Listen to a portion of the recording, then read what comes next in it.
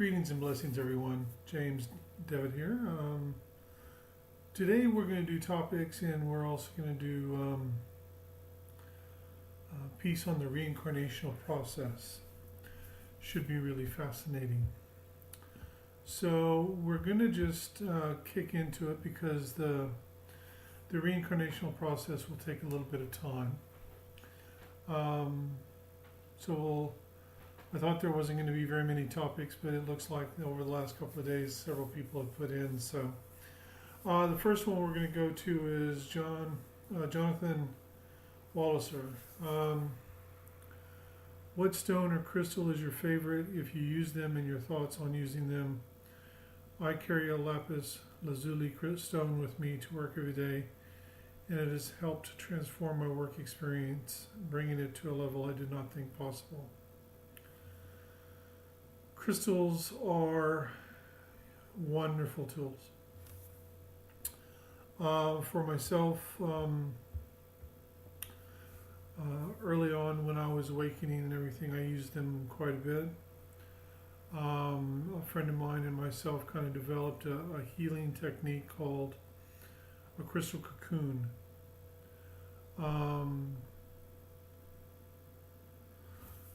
For me, I do have a few stones, but I haven't really worked with them for many years now. I think they're very, very helpful. They can provide protection. They can assist in opening us up to different things.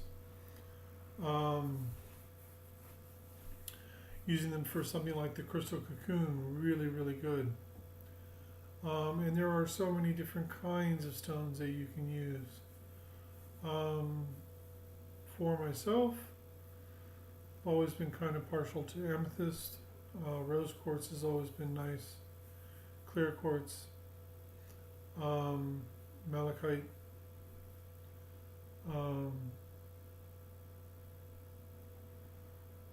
Basically, in utilizing stones, you just go for whatever feels right.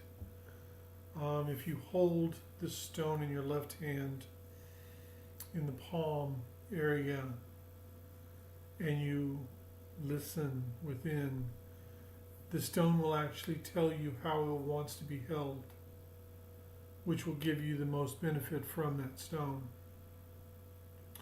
That's how I've always utilized stones. I've always put it in my left hand and just tuned into that stone and asked, how do you want to be held?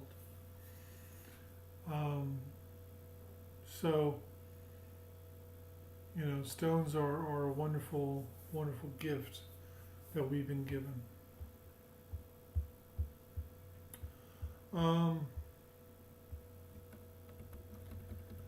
Let's see here. Catherine Tilby. Do animals have the God spark? Do higher beings spend time on this planet in the vehicle of an animal to learn lessons or to teach others anything? Are all the animals here a result of evolution, or have some traveled here?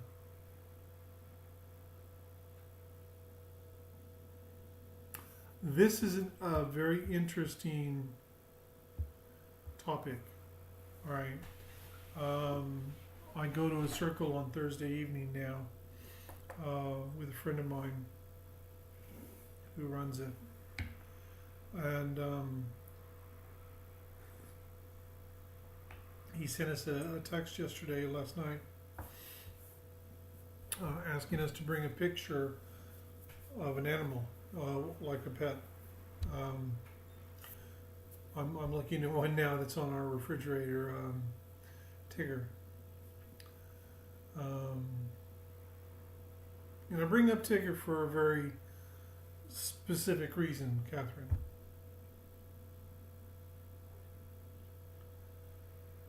I don't believe that all animals have the divine spark. Please understand, my definition of the divine spark is that if a being has the divine spark, they have a soul. when they have that soul and that divine spark, they have a connection to God, Source, all that is. I am that I am, to everything. Some of the animals are based solely on evolution. I do believe, however, that there are certain animals that are a little bit different. I believe that there are dolphins and whales that come from Sirius. Sirius, from what I understand, is a very water planet. Dolphins and whales are very intelligent, and they are here to assist in maintaining the balance of energy on the planet within the oceans.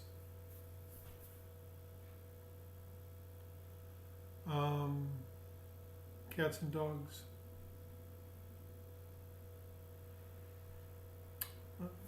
Tigger.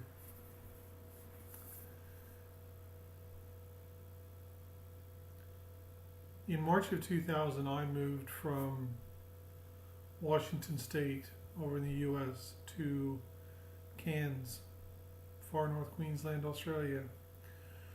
Talk about a big move.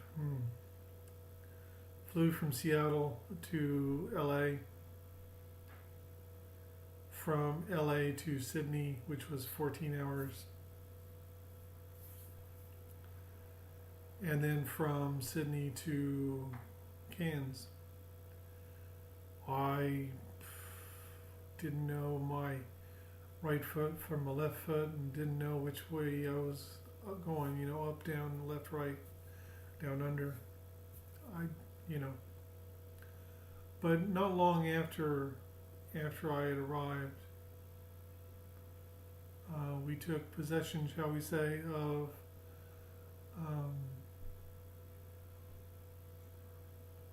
the cat and 3 of her kittens.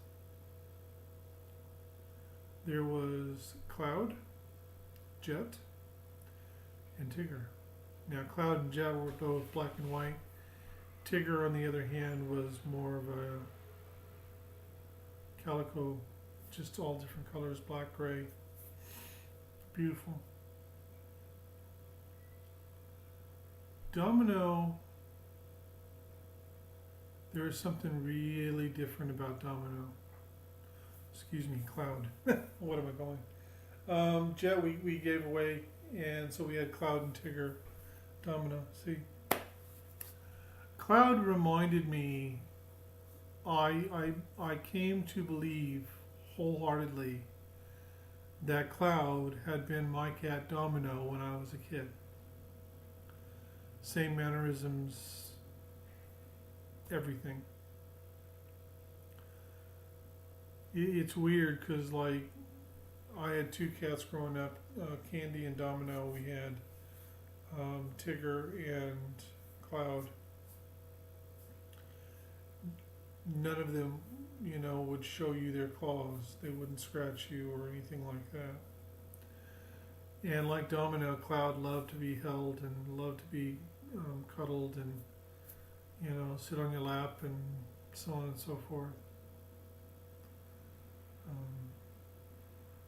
We had Cloud and Tigger from the time they were about 3 days old. When we moved down here to Wellington, New Zealand, Cloud and Tigger came with us.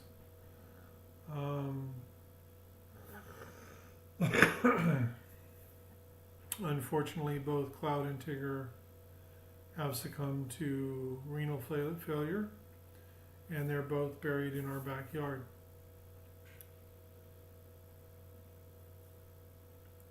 Tigger went first.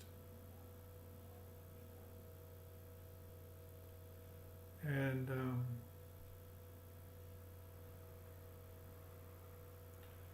one day my daughter, my stepdaughter Ruby, was here, and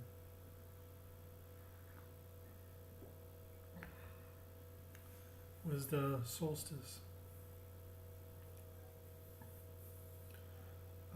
Summer solstice for us, winter solstice in the northern hemisphere. We still had Cloud. And Janice knew it was time to go to the SPCA because there was a kitten there for us. And this kitten was Tigger, returned. She knew what it would look like, everything. And I was at work, and Ruby and Janice went to the SPCA, found the little kitten, who is now, short name is Luna, her full name is Princess Luna B.B. Taggart II. There are certain attributes that is different from Tigger, and attributes that are the same. For those animals that do have the divine spark, who do have a soul, shall we say, they are not here to learn lessons. Okay? They're here as guides for us. Domino, Cloud and Tigger, Luna, have all been my guide. And for Janice as well. And Janice has had a couple of other cats many years ago before we met that was a guide as well. And you can kind of tell sometimes when the cat's in the room and the cat's looking at someone, and you know the cat's looking at someone, and you're going, okay, I don't see anyone there, but you know, it's pretty obvious something's going on here, you know. I mean, that's just the way it is. As you may tell, I'm changing the look a little bit, so just thought I'd throw that in.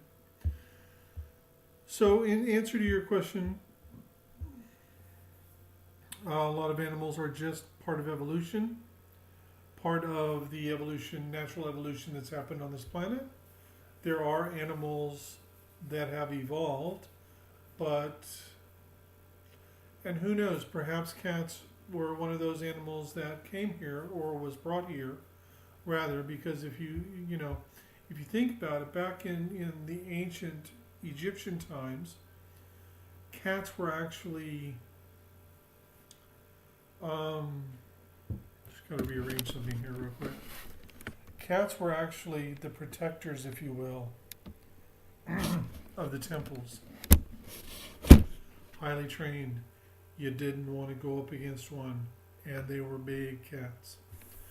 But that's where our house cats come from today, is the same ones. And I think that's one reason why with a lot of cats they like to sit high up. So I hope that answers that question.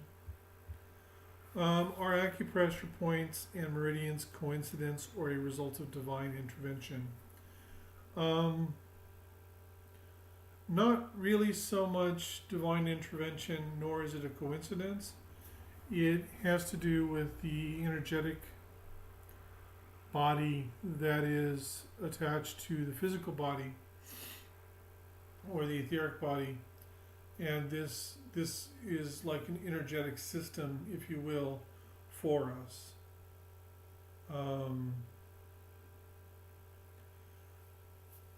So it's I don't believe in coincidence, to be honest with you. I believe that everything happens for a reason. There are no accidents or coincidence in my reality anyway.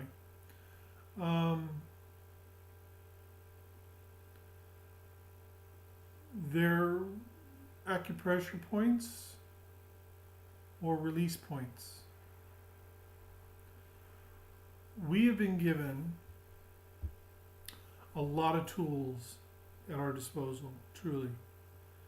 Think about this. On this planet, on as you would say here in New Zealand, Papatuanuku, or Mother Earth, Gaia, whatever, any disease that we can contract or get, nature has a cure for.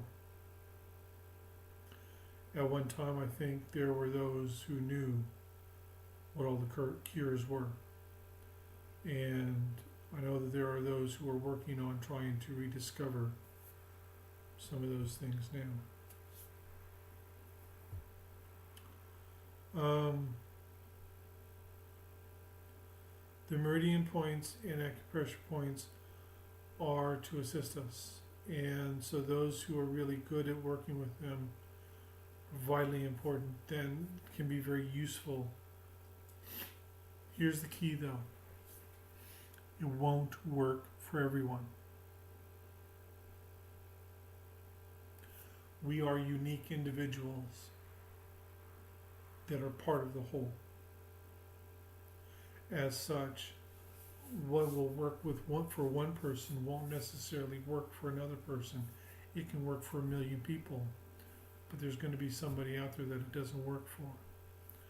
If it works for you, if it assists you on your path, use it, utilize it. All right? Never throw away something because somebody else doesn't like it or it doesn't work for somebody else. Make up your own mind. All right?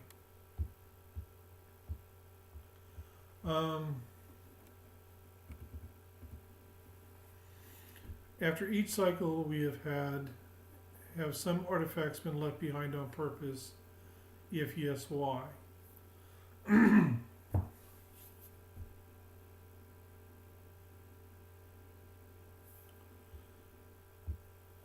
going to make the assumption that you are referring to the grand cycles. Yes, there are certain things left behind. Things that they can't really explain. Like the old city in Pakistan that today has you go there and it's ruins and they're very ancient. They don't even really, they know it's thousands and thousands of years old. But what they can't get their head around is the fact that they go there and it has very high concentrations of radiation. Like the area was hit by a nuclear bomb. And they think to themselves, this is impossible. You know.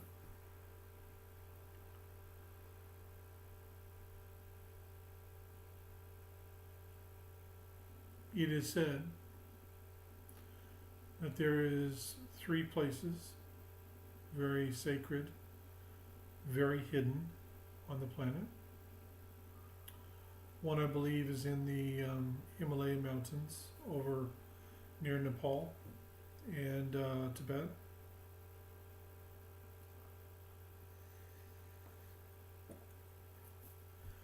Which have actual artifacts and working devices from Atlantis.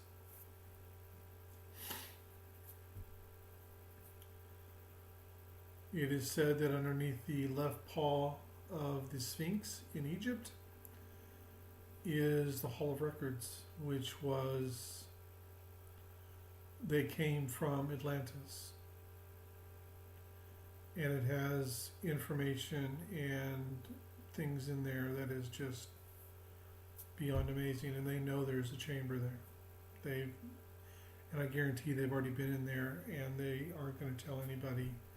And it's going to be one of those things that is left hidden and so on and so forth. But to be really honest with you, no longer matters. I do past life readings, right? And in the personal Akashic scrolls, I do 3 past life. I give the individual 3 past lives.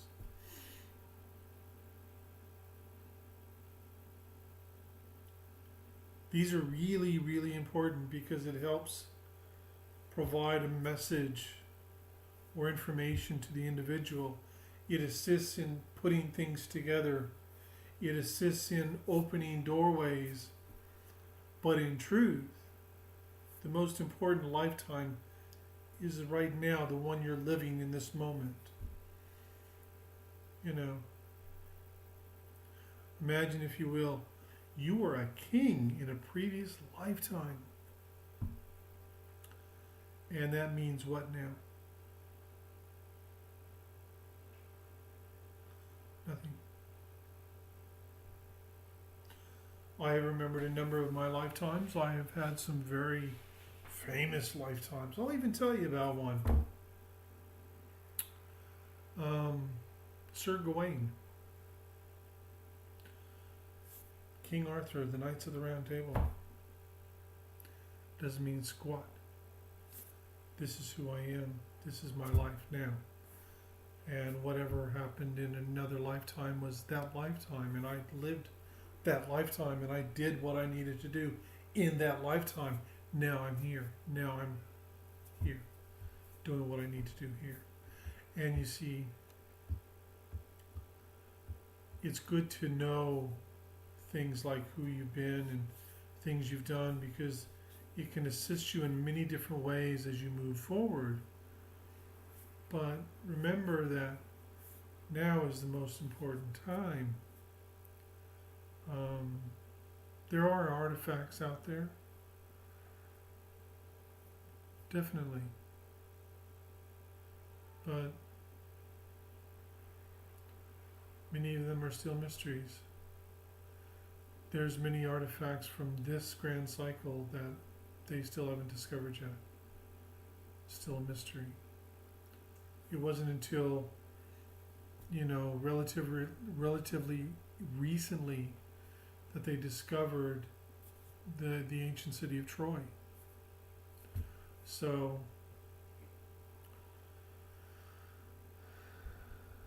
things are changing.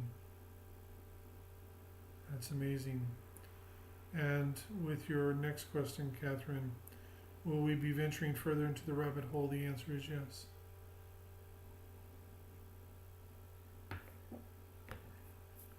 That time is coming soon.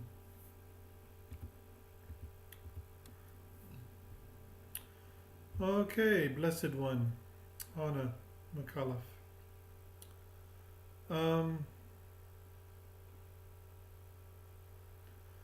Can a spirit be your child self?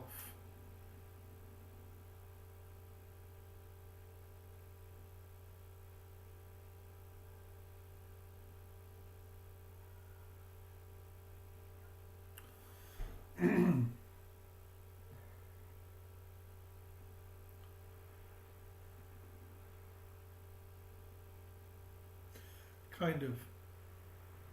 I know, not very clear maybe, but give me a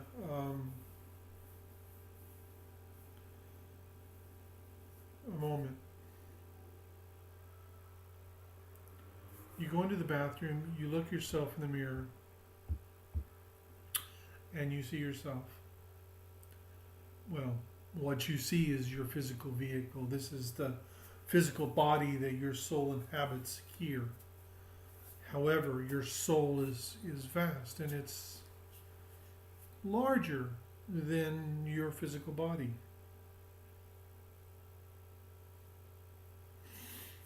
As such, there's this part of you that doesn't fit into the physical body, so it actually sits above you or to the side of you, and it's known as your higher self. Now, your higher self has the advantage because as you are here, there are blinders here you see, and you don't really see. You can see little slots every now and then. You don't see clearly. You have forgotten what you had agreed to do, or things you had agreed to experience, or people to meet. And so it's a lot about trusting and having faith on our part. But the higher self knows your life contract. It knows everything about you. So your higher self can present itself in different ways to you to assist you on your path, because your higher self, along with your spiritual guides, are that's what they're there to do. Your higher self has a vested interest, even more than your spiritual guides, because your higher self is you. It's part of who you are, maybe not physically, but who you truly are. Okay? What I feel is that this little girl is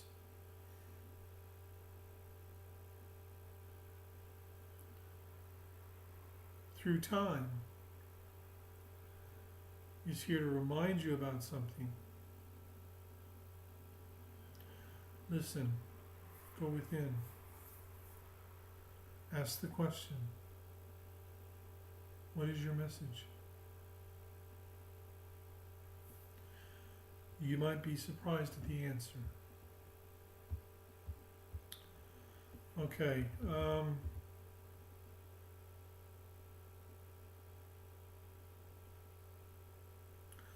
Janet.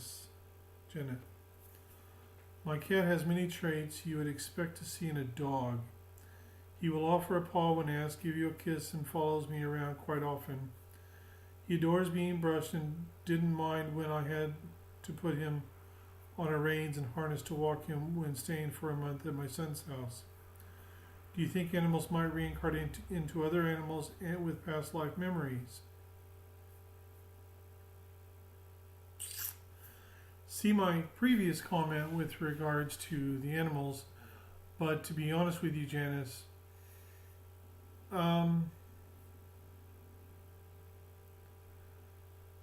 yeah, they reincarnate.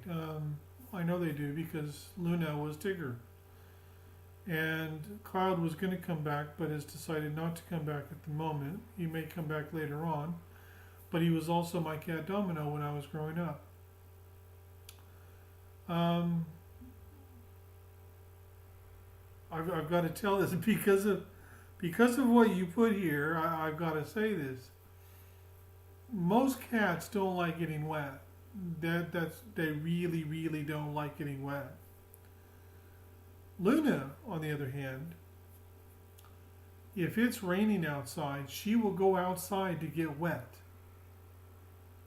And then once she is sufficiently wet, she will come in, jump up on Janice's lap, and rub up against her and everything until we're going, oh, you're wet, and she just loves it, and then she'll dry off and everything, go outside, get wet again, and just, And there was one time,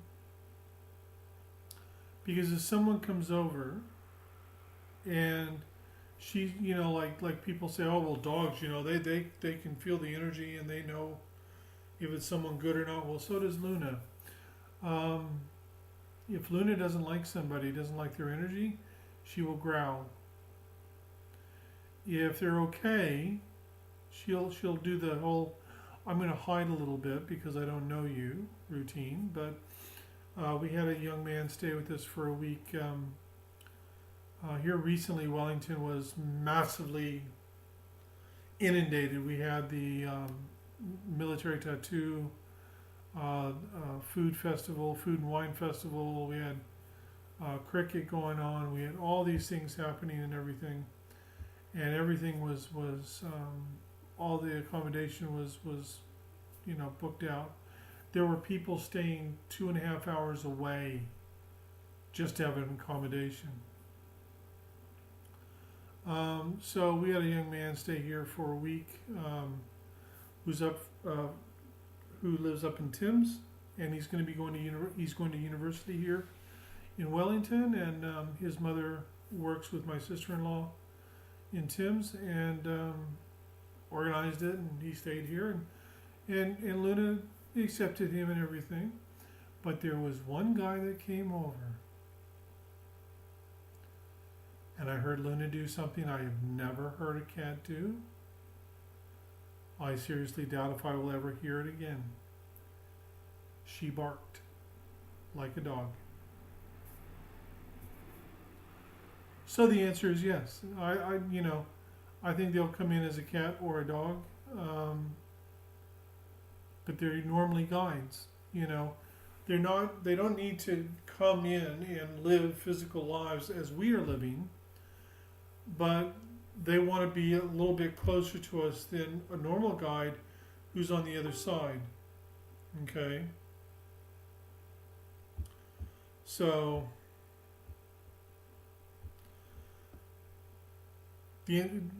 simply enough, yes. Now, Tina Milne, and apparently Romaine Rongopai Bright has just said good questions. So Here we go, Tina. Is everything written? Every relationship, every experience, every moment in time, is it all planned from birth? And can you change it, or do you just have to flow with everything that walks through your door and allow its presence? My awakening has come after a very traumatic experience, one I barely survived, although I have felt different my whole life. So I often ask myself why and what next, because I feel more isolated than ever before. What I thought was real wasn't, and so I often feel confused about my direction. Should I just allow, trust, and let be? I look for synchronicities to guide me, but I just get those that remind me of the trauma. I can't see where the path ahead lies. So do we have our own unique novel from our beginning? One where we must accept that we cannot change any outcome. One where we just keep turning the pages in accepting all that is written.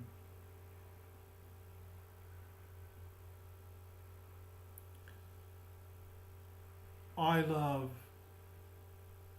doing topics. It stretches me. It allows me to access different aspects, and it allows me to access different things from the Akashic records and stuff like that.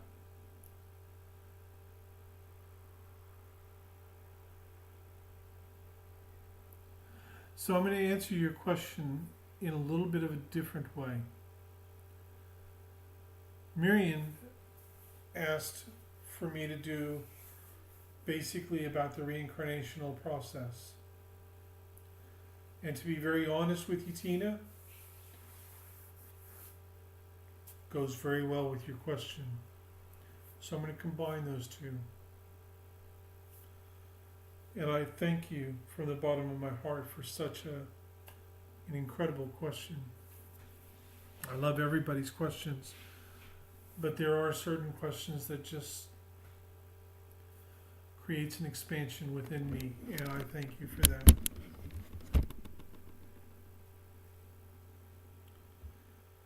So we will start. Is everything written? Yes.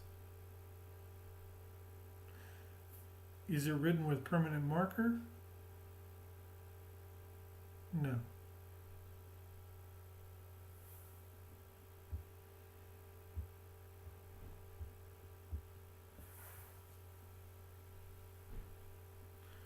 I'm going to do this in a manner from passing over from a lifetime, being born into another lifetime, and then passing again. And through this, Tina, I'm going to answer your question and Miriam's at the same time. Okay.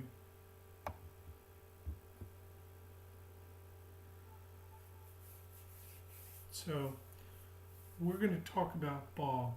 No. Don't like Bob. Bob, no. Bob kind of upset me last week, so. We'll use a really good,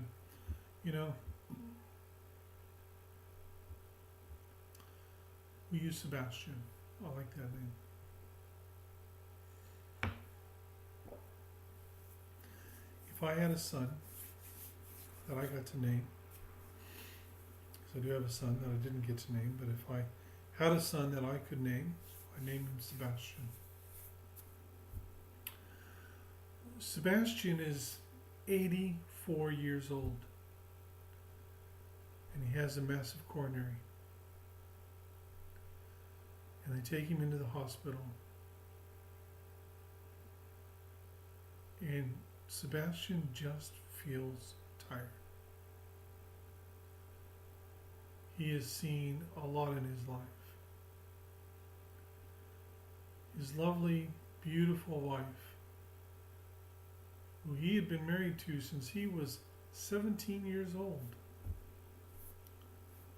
passed away 5 years earlier. He loved his children and his grandchildren, even his great-grandchildren, but he was tired. And he missed his wife.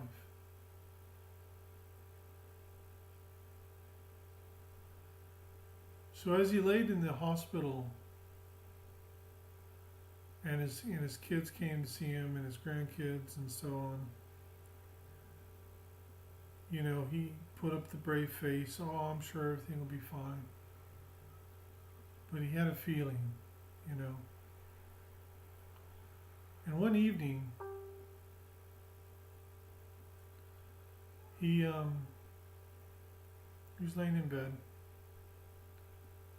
It's very quiet. It's about 11 o'clock in the evening.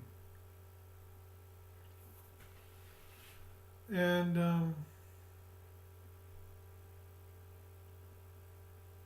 he recognized that there was somebody in the room with him. It was a private room, you know, it's a long time ago.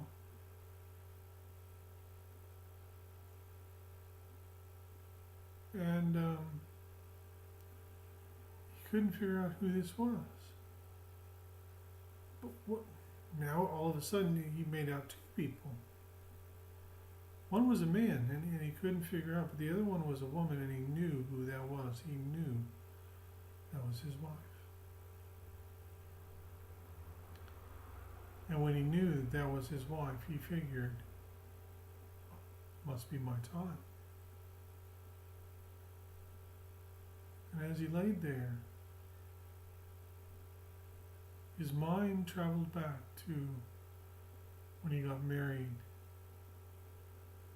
when they had their children, and when he would first hold his child, or, you know, whichever child it was, and his interactions with his friends, and going fishing and hunting, and all of these different things. And he realized, probably for the first time, he had had an amazing life, a great life. He didn't regret. Well, hold on. He did have one regret. That for the last 5 years, he didn't get to have those last 5 years with his wife. And all of a sudden he felt very, very tired.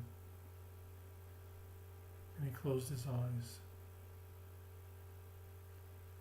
And then all of a sudden, out of nowhere, he felt quite awake. And he opened his eyes and he's like, what the? You know, what's going on here? And then he realized that he was standing looking at his physical body.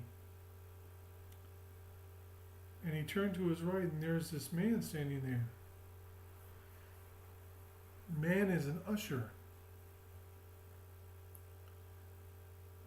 And he said, who are you? And he says, I'm an usher. And he's like, what the hell is an usher, you know? And the usher's like, well, what we do is we assist people like yourself when you're going to be born into this world. And when the time comes and it's time for you to leave this world, we assist you to leave and to go to the other side as well. And of course, he did have a very good sense of humor, and so he asked, what, are you afraid that we're going to get lost? And the usher just laughed, and he said, no. But for many people, when they cross over, it's been a long time. And for many people, they're very fearful.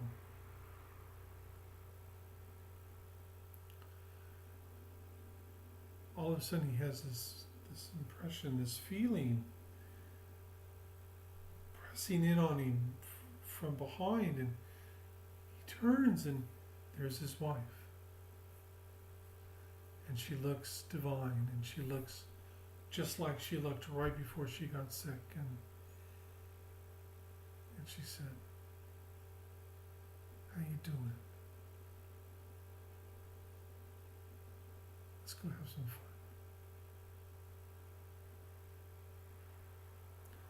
little dramatic? Perhaps.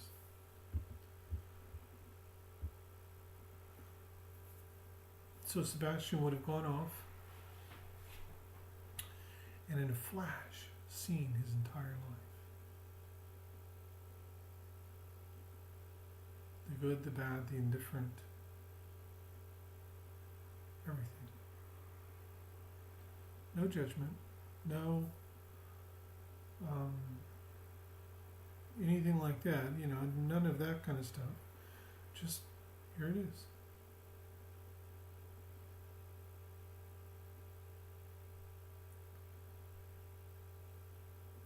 After a little bit of time, his wife departs. She has her own guides to go meet up with and talk to. See, she already went through the whole past life review when she crossed 5 years earlier. So John finds himself in a room, okay, large room, beautiful, soft colors. And there are several beings in there that are his guides, And they say, Sebastian, did you enjoy your life? He's like, yeah, it was a good life, And so, but he says, I watched the little film of my life, and it seems like I don't know, there were certain things in it that I felt bad about. I'm not really sure why. And they say, well, let's have a look here. And they bring out like a scroll, right? Making it very understandable, shall we say. So they bring out this scroll and they say, well, these are all the things that you wanted to experience in your life. And these are the people you wanted to meet. These are energies over here that you wanted to balance. You had certain things carried over from previous lifetimes that you wanted to take care of. Certain things, you didn't quite really do or anything, and it's okay. It's no big deal, But these other things you did accomplish and you did do, and you met these people, and there was these things over here that you were supposed to do, but you didn't do them, so on and so forth. But it's okay.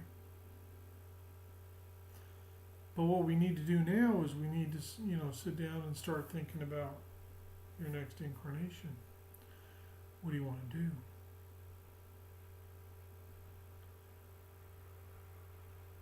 And these guides are planners. These guides are like the head guides for you, or in this case, for Sebastian. They check in on Sebastian from time to time during his incarnation, but they're not there all the time. There are your daily guides. They're there all the time, 24/7. But these are like the master guide, your master guides that are in tune with your higher self and with who you truly are. Whether you're a volunteer from the Pleiades or Sirius, or whether you're just a native human that's created and born here, if you will.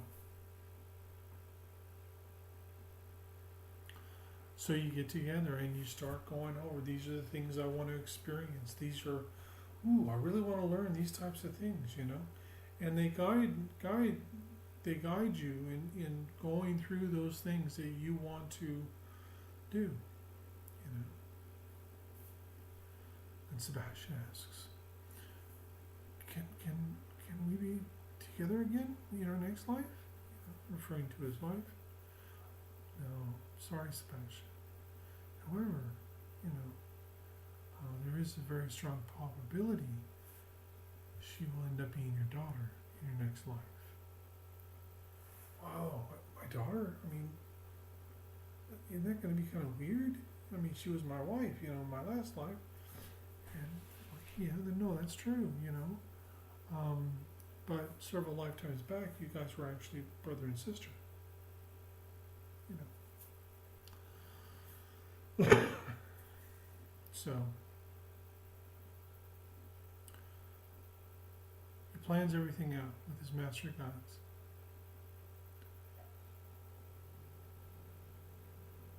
These go into a book. And it outlines the incarnation. They talk about what you want to experience, what energies you want to balance, who you want to meet, how many different kinds of relationships you want. They go over things like, are there things that you did, that you want to balance? That, is there things that somebody else has done that, needs to be balanced as well? Then, of course, you have a separate section which is called special requests. Special requests in this case is something a little bit different.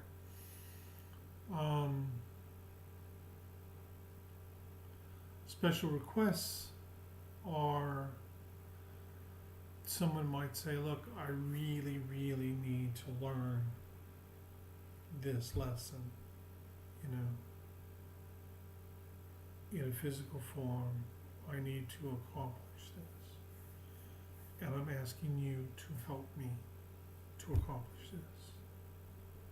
And so that'll be written in, and so when you're incarnated and you're, you may go through an experience with somebody, and it can be very dramatic, or it can be very funny, or whatever, and they do what they need to do, and they get what they need to get, and you go your separate ways.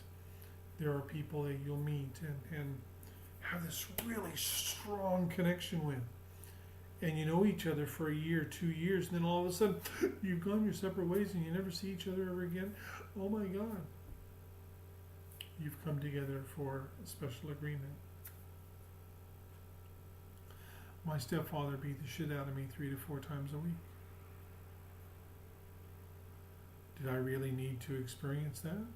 No. That was mostly for him. And to balance something he needed to balance. And he did.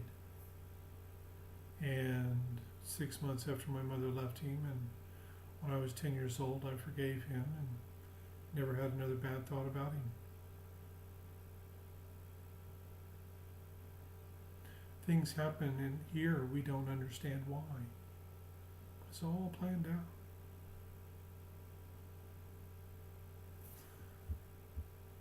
However, Tina, it's not written in stone.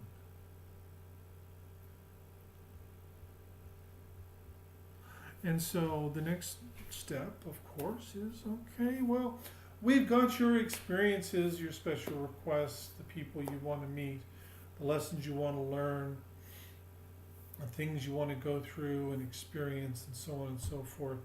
So now, time to pick your parents.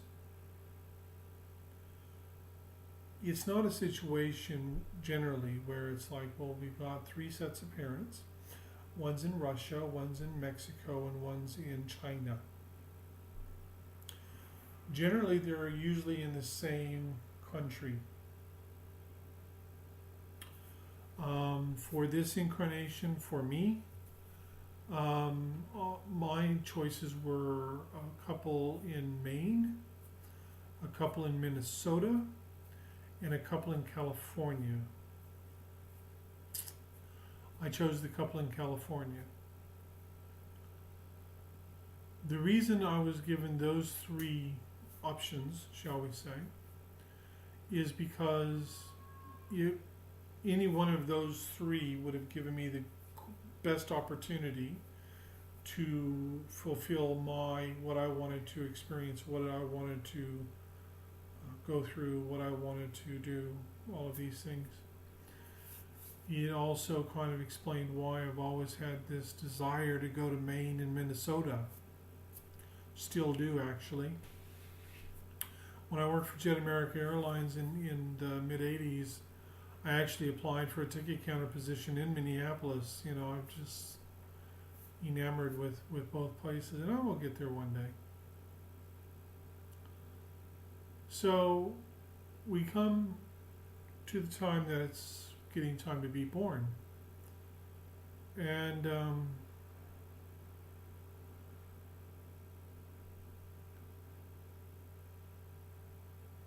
it's really hard to describe this, but it's like you enter a room and the ushers are there with you. And there's a lot of debate in this world about, you know, abortion, pro-choice, pro-life. When does the soul actually enter the body? So on and so on. The soul will come in and out during pregnancy, but it won't remain within the body at all. The soul doesn't enter the body until birth. Sometimes right after birth, but it's at birth that the soul enters. And the reason for that is because, here you go, Tina. Is it written in stone? No. Can you change it? Yes. The soul doesn't enter the body until birth because up until birth, the soul can still choose to back off and back away and say, no, I'm not ready to enter yet. I'm not ready. And then we'll step back. The child will die or pass on, be a stillbirth. Occasionally there is an arrangement that's been made that if individual soul is, you know, likely to back off, back away and not go through, that there may be another soul that's, you know, it's the same sort of thing they want to experience and learn, and it's the right environment for them as well. So they'll actually take that place and enter into the body, and the child is born, and but it's actually a different soul than what was going to be in there. So Sebastian's back in the living, growing up. He's got several brothers and sisters.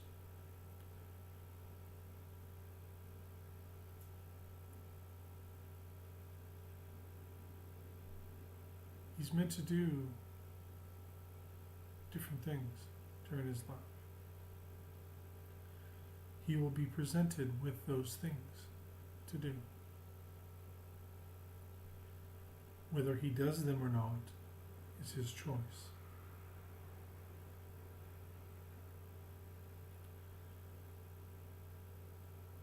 There are times when you'll meet the love of your life. And because of baggage that you're carrying, or because of fear, or because you've been through something very intense, you won't take advantage of doing that. Or maybe a situation where you're in a relationship with somebody and it's not a good relationship and it's not going anywhere, and you know it's time to leave, and there is somebody there that's waiting, that is waiting to meet you, to come together with you, and this is the love of your life, this is the person you're meant to be with, and you go, no! Stop. I know someone who was meant to leave a relationship, and she was in a lot of turmoil. She wasn't my friend, per se. She was someone else's friend. I won't say any names of any kind.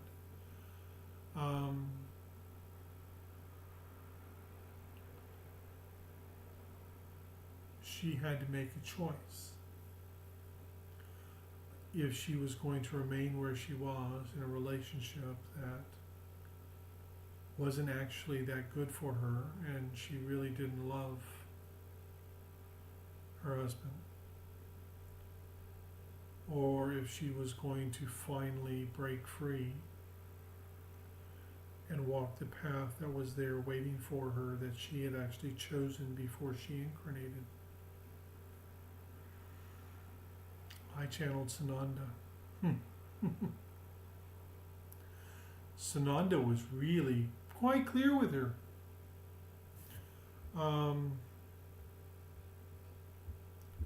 Give me one moment and I'll be right back and we'll continue. Well, for you it'll be like a second. For me it'll be a couple of moments because I'm going to make another cup of coffee. One moment. Back. I'm going to go in a little bit of a different direction here.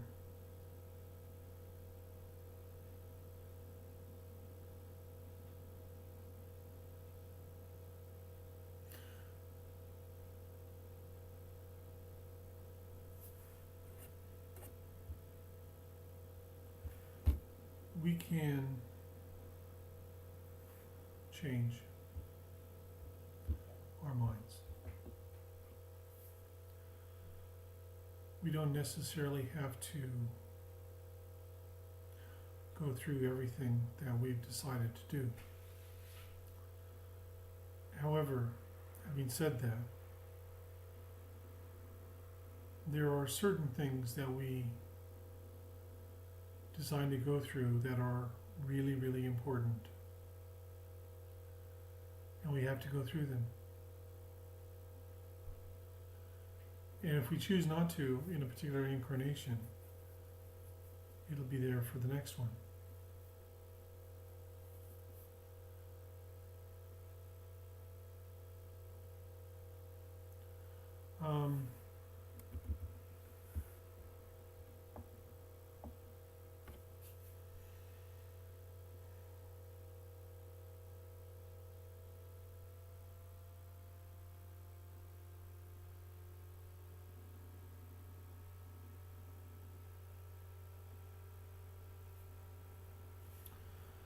Tina. There's a journey that I do with people, and it takes them into the temple within their own heart.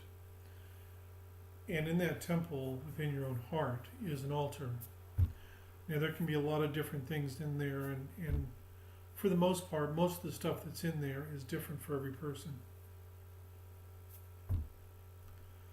But everyone has an altar, and on that altar is like a book stand, and there's a very, very large book. And this book is about this lifetime. And it is open to the moment, to where you are. Is everything written? Yes. Is it written in stone? No.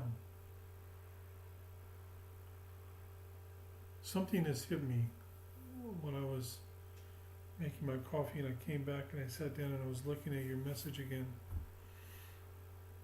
And you wrote, "My awakening has come after a very traumatic experience, one I barely survived, although I have felt different my whole life.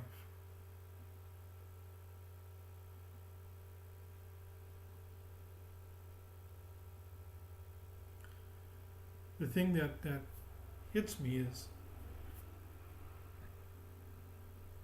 you planned and chose to experience that. Trust me, saying this to somebody is not an easy thing to do. You haven't gone into what happened. We can probably guess it was very dramatic considering that you put that you barely survived. And so the first question out of most people's mouths is, why in the hell would I choose that? Why would anyone choose that? Why would I choose to have the shit beat out of me 3 to 4 times a week?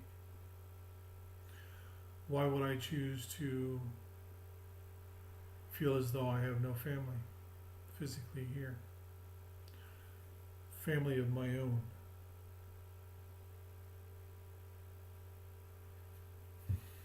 Why would I choose to feel alone most of the time?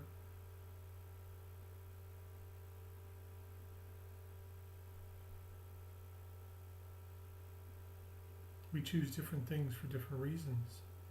Most of the time, we don't understand why we have chosen what we've chosen. There are certain events, certain experiences, certain meetings that we have with other people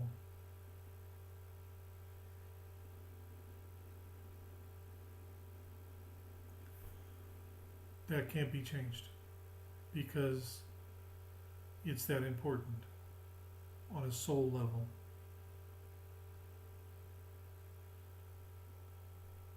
You see, here's the problem.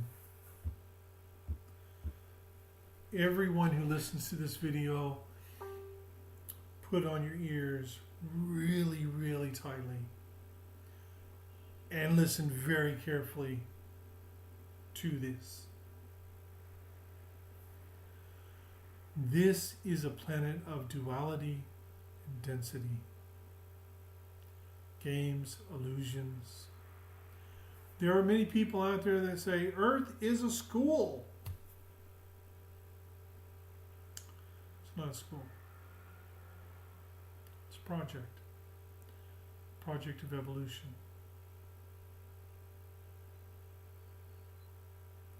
In order to evolve,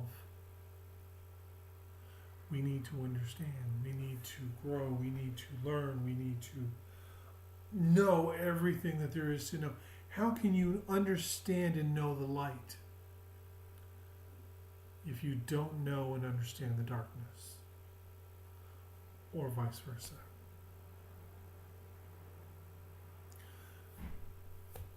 Incarnated as a white slave owner, comes back as a black slave. Has a lifetime where he's gone around or someone's gone around and murdered people. Come back, been traumatized, beaten, finally murdered themselves. Why? Because they're being punished? It's karma? Ooh, no. Balance. Understand both sides of the equation. Understands both sides of the situation. We go through things and we don't understand why. Technically speaking, each and every one of you, including myself, know the exact date that we're going to die, that we're going to cross from this life. Are we going to consciously know that? No. What's the point in us living our life if we already know when we're going to die and how we're going to die? You know, it's like in 1989, that young lady who was thrown 40 feet off the back of a motorcycle. And she tells me, not physically, but she tells me, this is how I chose to leave.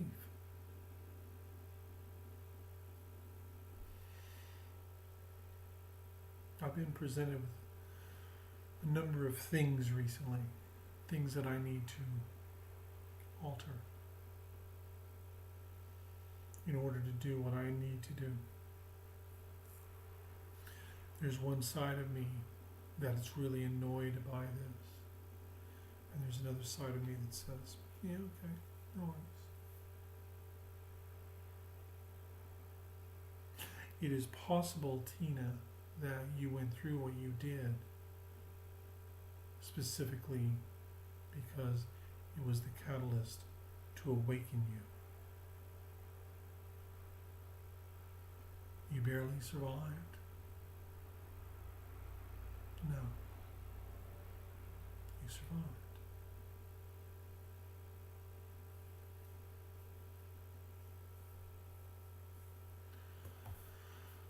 The only things that are close is hand grenades and horseshoes. You either do or you don't. You didn't just barely survive, you survived. You are stronger than you were before. You are wiser than you were before. Now you need to forgive. Can you change it? Yes. And no. This is a planet of duality. Light, dark, yes, no, good, evil. It's called a paradox. Think of a pendulum that swings. If you want to get close to the truth, don't look at the pendulum when it's at its apex, left or right, but when it's dead centered.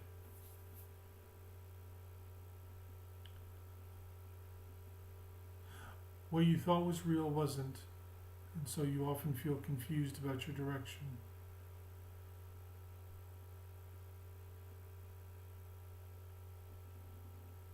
What's real? See, this is a question that I ask myself a lot. For me, what's real is Janice, my wife. What's real is my family, my friends, my work.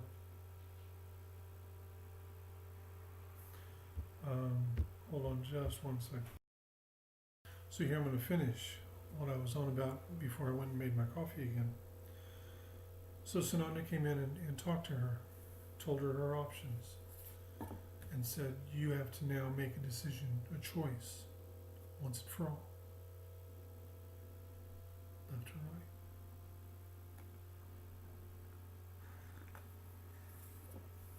right. And she chose to stay where she was. She chose to end a 12-year friendship.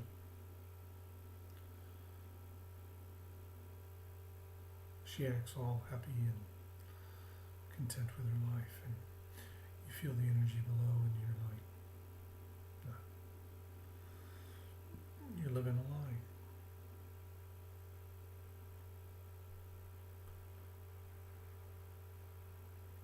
We come here like Sebastian, and we meet people. It's like, you go to like an ante room, and it's like it's like you have to fill out a form. What do you want? These are the things you can have over here. And people, all this, tick, tick, tick. Do that. Yeah, tick, tick, tick. And it's like everything. And then you walk into a room. It's like, whoa, cool. You've just been born. And on the walls are all these pictures of people and things and places, all of these things. And wow, man, this is going to be cool. And you go around and you do everything that's in the room. When the time comes and you've done the things you want to do, you haven't done some of the things that's there, it's like you decided, no, I don't want to do that, or no, The door on the other side of the room opens up, and it's like, whoa, cool. Go out the other way, When you walk out, that life's over with. You've died. You've crossed over. And all of a sudden, you're there with the usher again going, whoa, cool, who are you? And the usher again is like, I'm an usher. I assist souls incarnating. And I assist them when they are finished. Even though it was the same usher that met you at the last lifetime and was also there when you were born. It's a process. There are many things you can change. It's choice. And with that choice is consequence.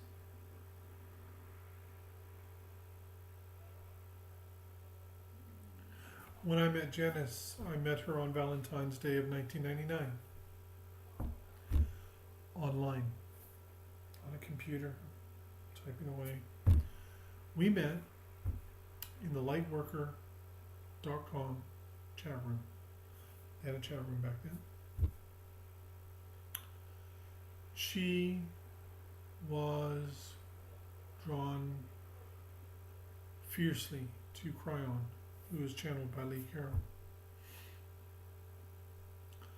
and was in the Cryon message board or something, and had met somebody who actually lived very close to where she lived in Cairns, in far north Queensland, Australia. And this person told her about the Lightworker chat room, and she came in, and I had, just a couple of weeks earlier, my back had gone and herniated disc in my lower back, and I'm on the computer for about 20 minutes. And for about 15 years, I had wanted to come to Australia for some reason. I didn't know why. Didn't know anything about Australia.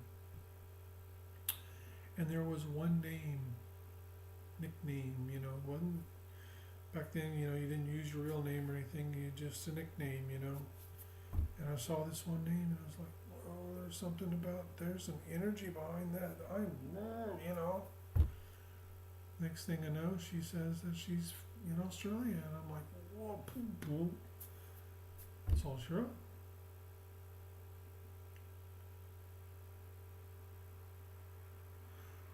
And I was in a lot of fear.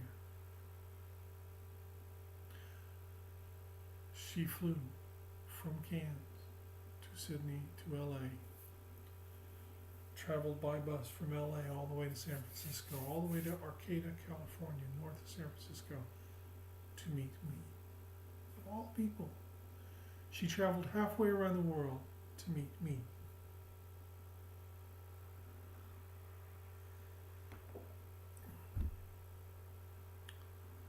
And I didn't give her a lot of time because I was in fear. And we were talking, and she had gone back to Australia, and we were talking. I remember her telling me once, nobody can love you like I do. That scared me even more.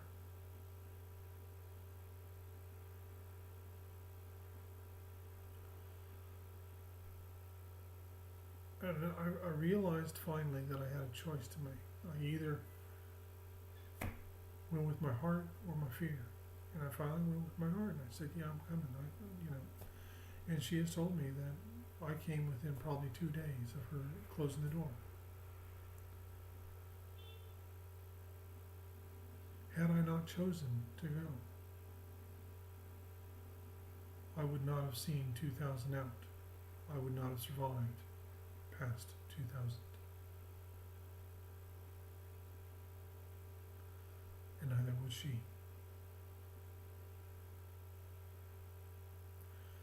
Are things written in stone? No. Can we change it? Yes, we can. There's no judgment if you change something that you have agreed to. If you decided, I want to experience this, and you get here and you go, nope, don't want to do it right now. There's no judgment. There's nothing's going to fall on you. The heavens aren't going to open with cracks of thunder and lightning and, everything frightening. No, it's not going to happen.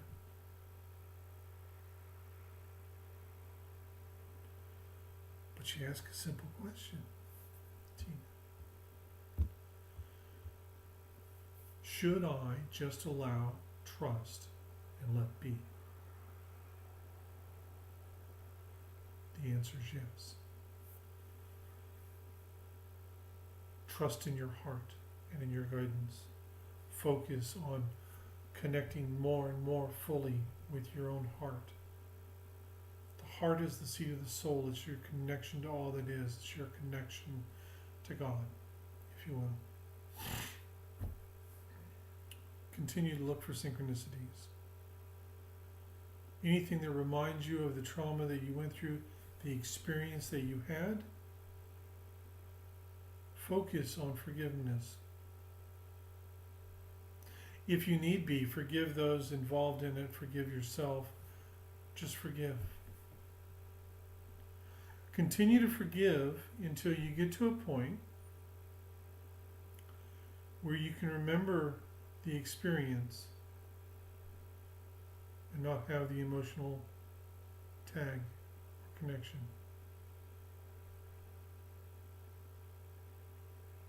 You don't just accept what's written. You discern within your heart. Because another thing that I've learned is you can have outlined all these different things. Okay? These are all the things that I want to experience. These are all the things that I want to do. These are the people I want to meet, so on and so on and so on. And you get going and you're living your life and everything like that. Then all of a sudden, something occurs, something happens, and all of a sudden you're like, stop. And your master guides are like, stop. Things have changed. Alterations have happened. Therefore, you need to go in a different direction, a new direction. And all of a sudden things change and you're moving in a different direction.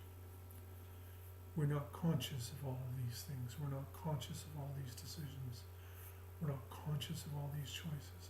We're not conscious of our book going, yep, did that. Oh, I met him. Oh, yeah, we did that. Oh, I didn't do that.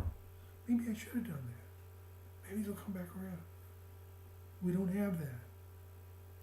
All we can do is trust our heart, trust our guidance, do the best we can, and make our choices out of love.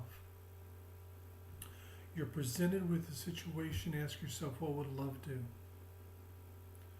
You went through something very traumatic that happened to you, perpetrated by other people, I would assume, which you barely survived. Well, you survived.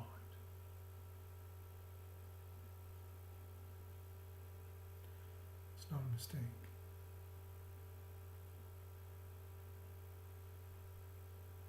Your question is not a mistake. There's somebody else listening to this video right now, in this moment. Not the moment I'm doing it, but in this moment, they're listening to this video going, I needed to hear that. And it's thanks to you and your question.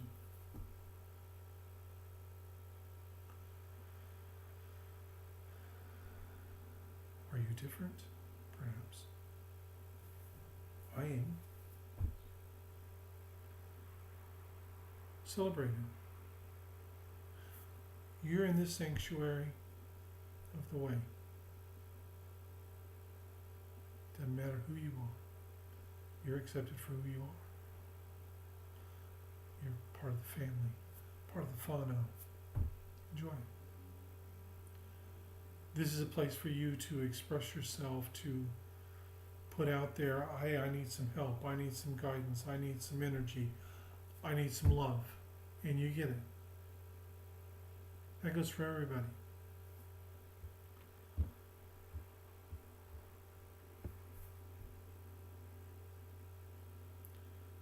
Your novel is unique to you.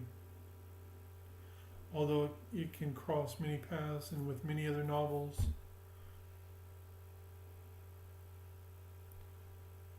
you don't need to see where the path lies ahead. Focus on your step. Focus on each moment. The past is the past. It's happened. It's over with. You learn from it. You embrace it. You thank it. Tomorrow, it's not here yet. You'll deal with tomorrow tomorrow. Right now is the present. It's a present. So it's a gift. Treat it as such. Many blessings and thank you so much. I hope that these videos on topics and stuff that I've been doing is assisting people and that you're enjoying it and that it makes a difference for all of you. That's why I do it. I realize this is a little bit longer than normal. We're up to about an hour and 20 minutes. So I want to give you all a message.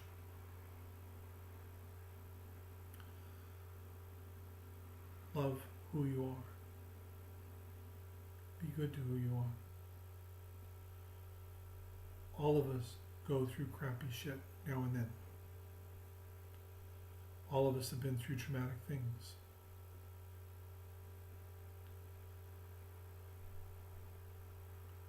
just in a moment. The moment changes. Blessings, peace and love.